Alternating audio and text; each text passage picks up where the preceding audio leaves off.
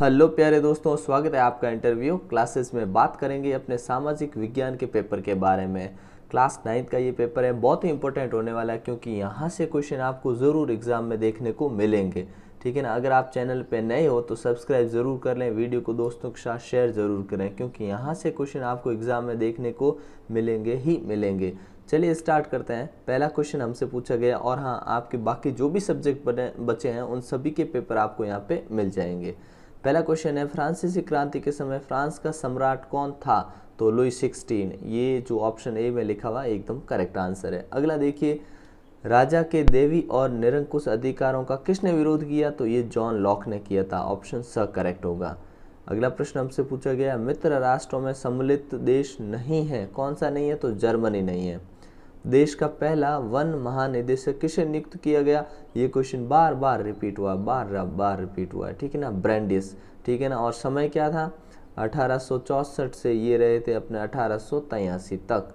ठीक है ना। अगला प्रश्न देखते हैं, भारतीय वन सेवा की स्थापना कब हुई थी? तो 1866 में। ठीक है।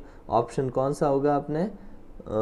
1866 है ना। ऑप्शन हो जाएगा ए, ऑप्शन करेक्ट हो जाएगा। अगला देखिए, राजस्थान के रेगिस्तान में रहने वाले चरवाही समुदाय का नाम क्या है? तो वह रायका, जिसको रायका रेबारी कहते हैं। ठीक है। और फिर संविधान सभा के अध्यक्ष कौन थे? डॉक्टर राजेंद्र प्रसाद। भारतीय संसद में कितने सदन होते हैं? तो भारतीय संसद में सदन होते हैं 2। ठीक है ना, लोकसभा और राज्यसभा। सरकार का प्रमुख होता है, सरकार का प्रमुख होते हैं प्रधानमंत्री। ठीक है ना। देश के सर्वोच्च नागरिक होते हैं वो राष्ट्रपति। तीनों सेनाओं के अध्यक्ष होते हैं वो भी राष्ट्रपति। ठीक है। लेकिन जो सरकार का प्रमुख होता है वो होते हैं अपने प्रधानमंत्री। ऑप्शन होगा सी। फिर प्रश्न पूछा गया, किस राज्य से कर्क रेखा नहीं गुजरती है? तो वो उत्तर प्रदेश से नहीं गुजरती है। किस राज्य में सर्वाधिक महिला साक्षरता है? तो वो अपने केरल में है, जहाँ पे सबसे ज़्यादा महिलाएं साक्षर है। अगला प्रश्न पूछा गया, भारतीय शेरों का प्राकृतिक आवास स्थल कौन सा है? तो गिर वन होगा। ठीक है ना, गिर वन। ऑप्शन होगा बी सही, सुंदरवन नहीं होगा। ठीक है ना, गिर वन होगा। अगला देखते हैं, नेक्स्ट प्रश्न है, काम के बदले अनाज योजना कब प्रारंभ हुई थी? तो ये हुई थी अपने 1977 में। ऑप्शन सी सही होगा यहाँ पे। अंतिम क्वेश्चन है अपने ऑप्शन बेस्ड की अर्थव्यवस्था के तृतीय क्षेत्र में सम्मिलित नहीं है। तृतीय क्षेत्र में सेवा क्षेत्र आता है। ठीक है, जैसे बैंकिंग, बीमा, संचार। ये तो कृषि है ना, ये तो प्राथमिक क्षेत्र है। इनके बारे में ये मोस्ट इंपॉर्टेंट क्वेश्चन मान के चलिएगा क्योंकि ये कई बार पूछा हुआ है और इसके बारे में हमने अच्छे से पिछले पेपरों में डिस्कस कर लिए हैं। ठीक है। अगला प्रश्न देखते हैं, गरीबी हटाओ का नारा किसने दिया था? ये इंदिरा गांधी ने दिया था। किसने दिया था? इंदिरा गांधी ने दिया था। कब दिया था? जब 1971 के अंदर इन्होंने दिया था और इसके बाद ये चुनाव जीत गई थी। और इनके जो विरोधी थे उन्होंने दिया था नारा इंदिरा हटाओ और इन्होंने दिया था, इंदिरा गांधी ने, गरीबी हटाओ। अगला प्रश्न है, भारत गोलार्ध में स्थित है। कई बार पूछा हुआ है। तो भारत कौन से गोलार्ध में है? तो उत्तरी गोलार्ध में स्थित है। ठीक है। अगला है, अर्धचंद्राकार बालू के टीबे होते हैं ना, उन्हें कहते हैं बरखान। क्या कहते हैं? बरखान। बरखान कहा जाता है। नेक्स्ट प्रश्न है अपने लिए कि बस्तर जिला कौन से राज्य में स्थित है? बस्तर जिला छत्तीसगढ़ में। कौन से में? छत्तीसगढ़।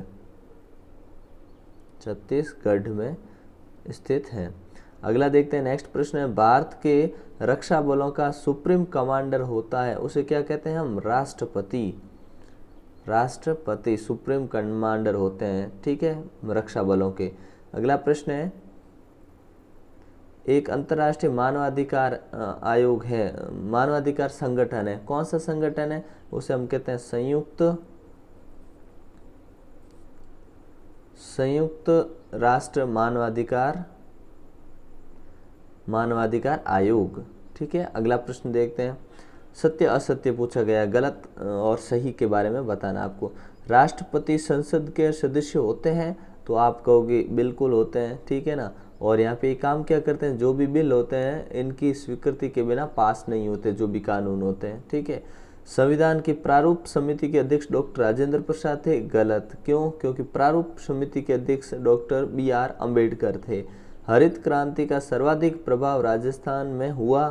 तो आप कहेंगे सबसे ज़्यादा प्रभाव राजस्थान में नहीं हुआ था। तो ये लाइन गलत लिखी हुई, राजस्थान में नहीं हुआ था। तो कहाँ हुआ था पूछ ले तो ये हुआ था अपने पंजाब और हरियाणा में।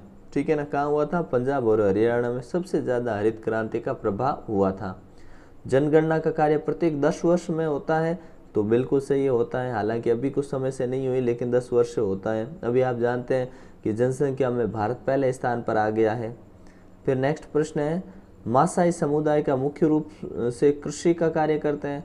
तो नहीं, ये कृषि नहीं करते हैं, ये मुख्य रूप से पशुपालन का कार्य करते हैं। क्या करते हैं? पशुपालन। पशुपालन इनका मुख्य कार्य है। इसके बारे में कई सवाल पूछे जाते हैं। ये कहाँ के हैं? तो ये केन्या और तंजानिया में पाई जाती है जनजाति। और मासाई, इसका मतलब भी पूछा गया कई बार, तो इसका अलग करें। अगर माँ और साई का मतलब होता है मेरे लोग। क्या होता है? मेरे लोग, ठीक है, मेरे लोग। मासाई का मतलब होता है मेरे लोग। इनका मुख्य कार्य क्या होता है? पशुपालन होता है। अगला प्रश्न है, और अपने नेक्स्ट क्वेश्चन देखते हैं। भारत में पुरुषों की अपेक्षा महिलाएं ज़्यादा शिक्षित हैं? नहीं, ऐसा नहीं है, ठीक है, ये गलत बात लिखी हुई। ज़्यादा शिक्षित नहीं है। पुरुष जो है 82% है लगभग, और महिलाएं हैं वो 65% है लगभग, 65.46 के अप्रोक्स है, ठीक है। अगला प्रश्न देखते हैं अपने। नेक्स्ट है कि फ्रांस का राष्ट्रीय गान कौन सा है? तो फ्रांस का राष्ट्रीय गान है मार्सिले। कौन सा है? मार्सिले, ये ध्यान रखिएगा। अगला प्रश्न है कि रूस की संसद का नाम क्या है? तो उसे कहते हैं ड्यूमा। क्या कहते हैं? ड्यूमा। अगला प्रश्न है कि नात्सी पार्टी का पूरा नाम क्या है? तो नात्सी पार्टी का नाम है राष्ट्रीय समाजवादी, ठीक है ना, राष्ट्रीय समाजवादी जर्मन कामगर पार्टी, ठीक है ना, ये ध्यान रखिएगा। क्या? राष्ट्रीय समाजवादी जर्मन कामगर पार्टी, ये नात्सी पार्टी का पूरा नाम था। आर्थिक महामंदी की शुरुआत कब हुई थी? तो आर्थिक महामंदी की शुरुआत अगर पूछे हमसे तो 19 अक्टूबर 1929 में शुरू हुई थी, ठीक है। मतलब लगभग मान के चलिए कि 1930 वाला जो टाइम पीरियड था वो भयंकर आर्थिक मंदी वाला समय था, 1930। अगला देखते हैं, नेक्स्ट क्वेश्चन है, बुग्याल क्या होता है? बुग्याल, तो ये बुग्याल कई बार पूछा गया सवाल है, बुग्याल क्या होता है, बुग्याल क्या होता है? तो बुग्याल क्या होता है? भारतीय प्रांत अपने जो उत्तराखंड है उसके अंदर, उत्तराखंड में उत्तराखंड और हिमालय के बीच में एक, कहने का मतलब उच्च वृद्धि वाले चरागाह क्षेत्र पाए जाते हैं। इन दोनों के बीच में ना उच्च वृद्धि वाले घास के मैदान पाए जाते हैं, चरवाह क्षेत्र है, घास के मैदान है, उन्हें बुग्याल कहा जाता है, ठीक है। तो बुग्याल क्या है? उत्तराखंड और हिमालय के बीच में जो उच्च वृद्धि वाले चरागाह या घास के मैदान होते हैं उन्हें बुग्याल कहा जाता है, और इन्हें प्रकृति की अपनी नर्सरी कहा जाता है। कहने का मतलब इतने ये सुंदर है और हरे भरे, ठीक है ना, इसलिए इनको नर्सरी भी कहा जाता है, वो बुग्याल है। और संविधान सभा की प्रथम बैठक कब हुई थी? तो ये बहुत ही आसान, कई बार पूछा हुआ है, 9 दिसंबर 1946 में। कब हुई थी? 9 दिसंबर 1946। और हुई कहाँ थी? तो हुई नई दिल्ली में, नई दिल्ली। अगला प्रश्न देखते हैं, भारत की तलीय सीमा रेखा की लंबाई कितनी है? तो तलीय सीमा रेखा लंबी अपने 15,200 किलोमीटर, 15,200 किलोमीटर। नेक्स्ट प्रश्न है कि पूरा नाम पूछा है किसका? NSSO का पूरा नाम बताइए। तो इसका पूरा नाम होता है राष्ट्रीय प्रतिदर्श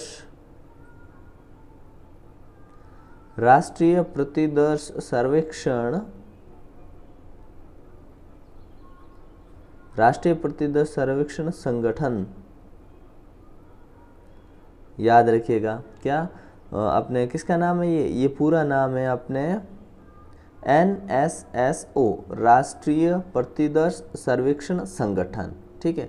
नेक्स्ट प्रश्न की बात करते हैं। नेक्स्ट क्वेश्चन है, 2011 की जनगणना के अनुसार भारत की साक्षरता दर कितनी थी? तो साक्षरता दर थी 74.04%। अगला प्रश्न है, किस मूल अधिकार को संविधान की आत्मा कहा गया है, तो ये कई बार क्वेश्चन रिपीट हुआ है। संवैधानिक उपचारों को, किसको? संवैधानिक उपचारों को कहा गया है। लोगों के मौलिक अधिकारों की रक्षा कौन करते हैं? तो ये करते हैं अपने सर्वोच्च न्यायालय। अनुच्छेद 32 में ये लिखा हुआ है, सर्वोच्च न्यायालय इनकी रक्षा करता है। चुनाव घोषणा पत्र कौन जारी करता है? तो चुनाव घोषणा पत्र, देखिए चुनाव के बारे में नियमावली कौन जारी करता है? निर्वाचन आयोग नियम सारे वगैरह बनाते हैं, मैनिफेस्टो वगैरह वो सारे घोषणा करते हैं। और पार्टियां जो होती हैं अपने चुनाव के घोषणा पत्र जारी करती है कि हम ये करेंगे वो करेंगे। ठीक है। भारत में समस्त विश्व का कुल कितने प्रतिशत क्षेत्र पाया जाता है? तो समस्त विश्व का 2.4% जो है भारत के पास है। इतनी जमीन भारत के पास है पूरी दुनिया की। अगला प्रश्न है, भारत में साइबेरिया सारस किस ऋतु में आते हैं? तो भारत में साइबेरियन जो है वो अपने सर्दी की ऋतु में आते हैं लगभग। साइबेरियम जिसे आप जानते होंगे, जो खीचन है वो इन पक्षियों के लिए फेमस है और इसको अभी कुछ सरकार ने रिजर्व भी घोषित किया है। ठीक है। तो साइबेरियन सारस किस ऋतु में आते हैं? सर्दी की ऋतु में आते हैं। अगला प्रश्न देखिए, बोल्शेविक कौन थे? संक्षेप में लिखिए। ये 3 नंबर के क्वेश्चन है। ये क्वेश्चन कई बार बात कर चुके हैं। उम्मीद करता हूँ आपने बाकी के वीडियोस देखे हैं तो आपको इनमें कोई समस्या आएगी नहीं। ठीक है। पूर्वी और पश्चिमी घाट में अंतर, लोकतंत्र के तर्क दीजिए, प्रचंड बेरोजगारी से क्या आशय है। ठीक है। निर्धनता, अंतर्राज्यीय असमानताओं पर टिप्पणी लिखिए, मंडल आयोग, हिमालय और पारादीप में अंतर। ठीक है। ये सारे क्वेश्चन एक बार जरूर इनको देख लीजिएगा और उम्मीद करता हूँ इनको आपको अच्छे से तैयार होंगे, इनको देखने की ज़रूरत नहीं पड़ेगी। ठीक है ना। मोस्ट इंपॉर्टेंट क्वेश्चन जितने भी हैं सारे अपलोडेड हैं। ठीक है। और हाँ, जो आपके मोस्ट इंपॉर्टेंट मैप में जो प्लेसेस हैं, सुंदरवन डेल्टा का है, सांबर झील का है, श्रीलंका का, फ्रांस, ब्रिटेन का, इन सभी के लिए जो इंपॉर्टेंट मैप में लोकेशन है वो अपलोडेड है। अगर आपने वो वीडियो नहीं देखा है तो चैनल की प्ले लिस्ट में जाकर ज़रूर देखिएगा। ठीक है। मिलते हैं नेक्स्ट पार्ट में। एग्ज़ाम के लिए ऑल द बेस्ट, अच्छे से एग्ज़ाम दीजिएगा और नेक्स्ट जो एग्ज़ाम उसकी तैयारी के लिए जुट जाइएगा एग्ज़ाम के बाद। ठीक है। मिलते हैं नेक्स्ट पार्ट में, तब तक के लिए जय हिंद, जय भारत।